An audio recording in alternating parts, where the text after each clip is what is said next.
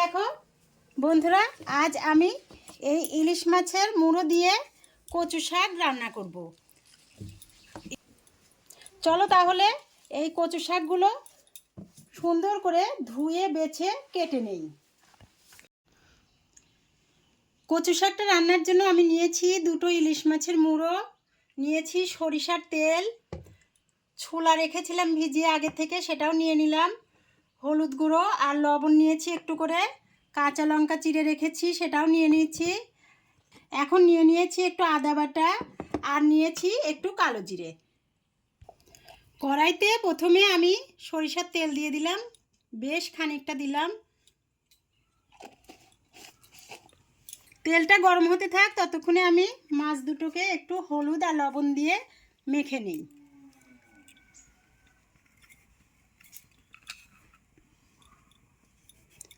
আমি যে হলুদ আর লবণটুকু নিয়েছিলাম ওখান থেকেই আমি মাছটা মেখে নেব, আর বাকি যে হলুদ লবণটা থাকবে সেটা আমি শাকের মধ্যে দিয়ে দেব।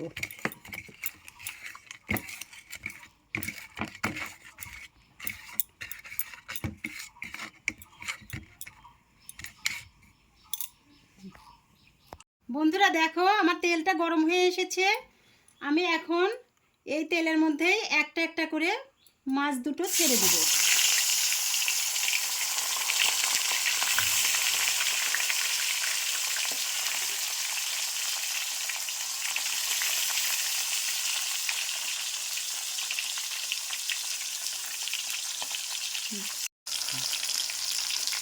আমার মাছটা এক পিঠ একটু হয়ে এসেছে, আমি এখন এটা উল্টিয়ে দেব।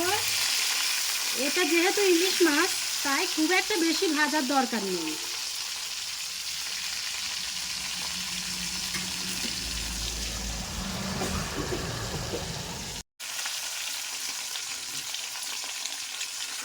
আমি তেল থেকে এই মাছ দুটোকে তুলব না, এর মধ্যে আমি এক এক করে প্রথমে দিয়ে দিলাম কাঁচা লঙ্কা,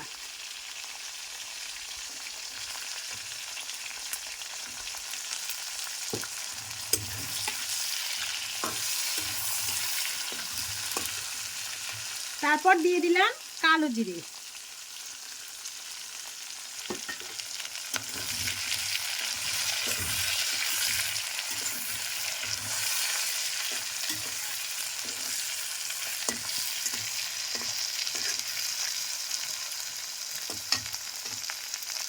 এরপর দেখো আমি শাকগুলোকে দিয়ে দেব।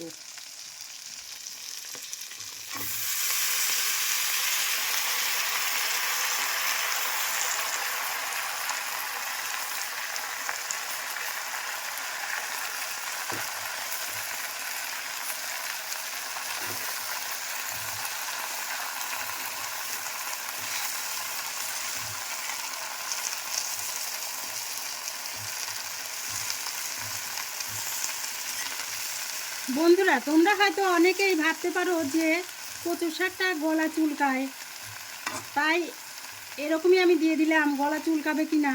কিন্তু আমাদের বাড়ির এই শাকগুলো খুব ভালো, গলা চুলকায় না।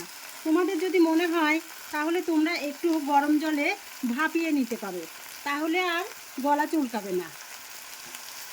এখন আমি এই শাকের মধ্যে বাড়তি যে হলুদ আর লবণটুকু রেখেছিলাম সেটুকু দিয়ে দেব, দিয়ে একটু নাড়াচাড়া করে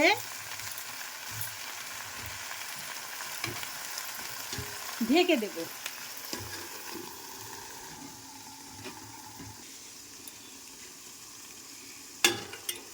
এখন আমি ঢাকনাটা খুলে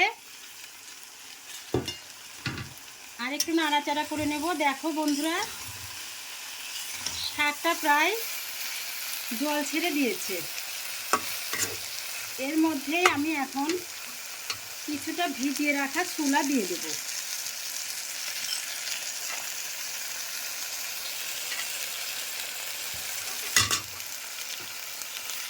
তারপর একটু নাড়াচাড়া করে আবার ঢেকে দেব।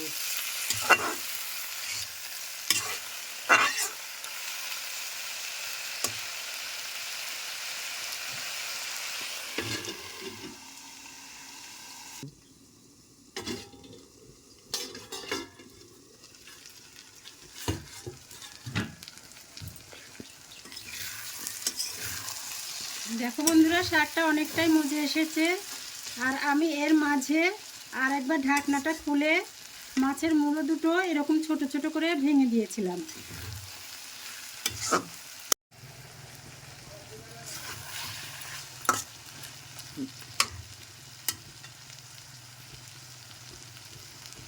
এখন আমি এই শাকের মধ্যেই আদা বাটাটুকু দিয়ে দেব।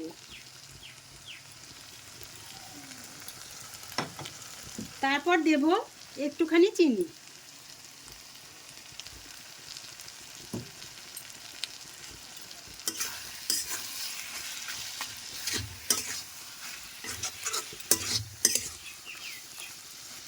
আদা বাটা আর চিনি দিয়ে নাড়াচাড়া করে নিলাম। এখন আরেকটু ঢাকা দিয়ে ঢেকে রাখবো।